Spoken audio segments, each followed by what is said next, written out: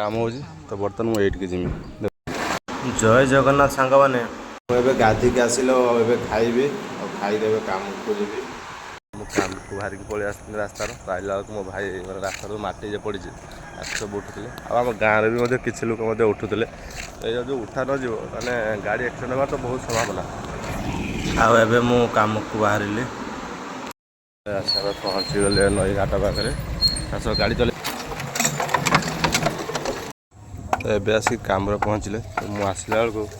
मालिक आसिक आज पहुँची जाइए कम तो सी आज मैंने कहले लेट हो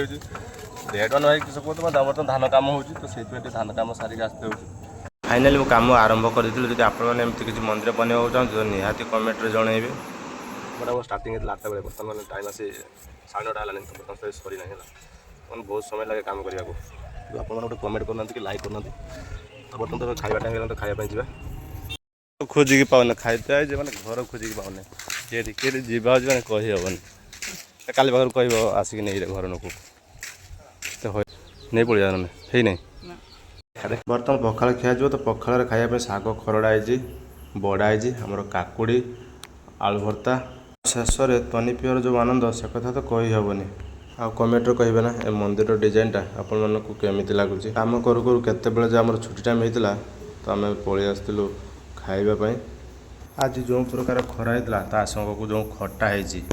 तार जो टेस्ट से कथा तो कही हेनी आ शेष में मीठा पापड़ दही व्यवस्था होता घर लोक तो आमको बंधु भाया चर्चा करते बर्तमान आम खाई आसलु तो घर को जाऊ घर आज बहुत कम मैंने एत कम कही हेनी कही हे आज किस कम अच्छे धान गुछे धान भरा धान एवं चलू घर को तो पुणी देखा गोटे नुआ ब्लॉग रे तो रोची जय जगन्नाथ।